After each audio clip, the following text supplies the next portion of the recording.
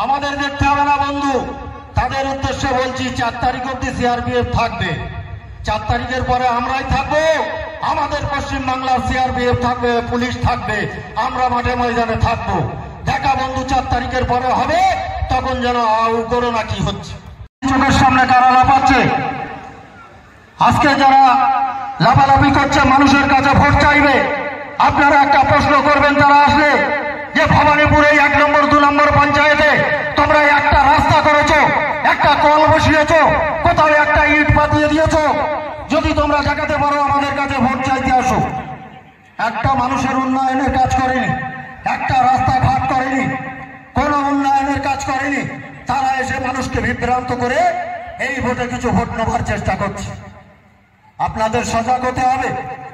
এই সমস্ত দালাল মার্কা লোক যারা বিজেপির আসছে তাদেরকে ভোট দেবেন, আপনাদের সব ভোট দেবেন না যারা আপনাদের 365 দিন ভবানীপুরে এবং বিভিন্ন দিকে পঞ্চায়েত সমিতি, পঞ্চায়েতে, জেলা পরিষদে আমাদের যে সমস্ত নেতৃত্বরা আছে তারা আপনাদের সঙ্গে 365 দিন সময় দিচ্ছে, তাদেরকে ভোট দেবেন। আপনাদের ভাবার সময় এসেছে। আজকে কিছু কিছু কোচকিড়মির মতো ঠেলে উঠেছে ভোট নেবার জন্য। আপনাদের ভাবতে হবে, মানুষকে বলছে সিআরপিএফ এসেছে, চিন্তা নেই, ভোট এবার আমরা বিজেপি, সিপিএম, আইএসএফ যাকে খুশি দিয়ে দেবো এবং তৃণমূলের কংগ্রেসের যারা আছে তাদেরকে আমরা দেখে নেব। আমাদের দেখতে হবে না বন্ধু।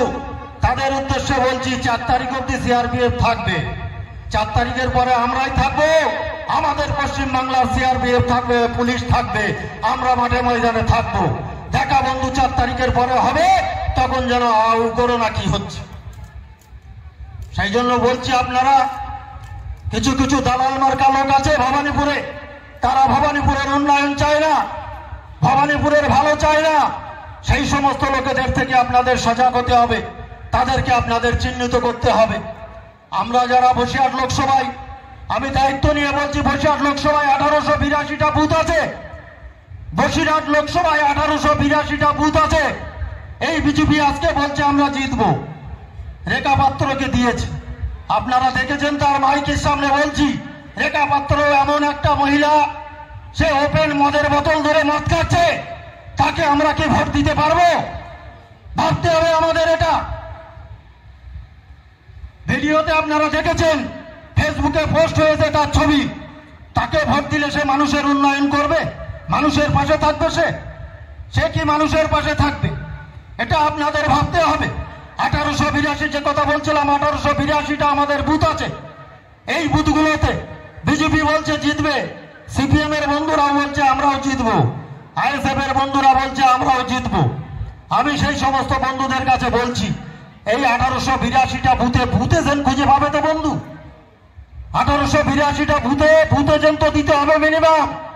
সেই বুথেজেন গুলো খুঁজে পাবে 1882টা বুথে।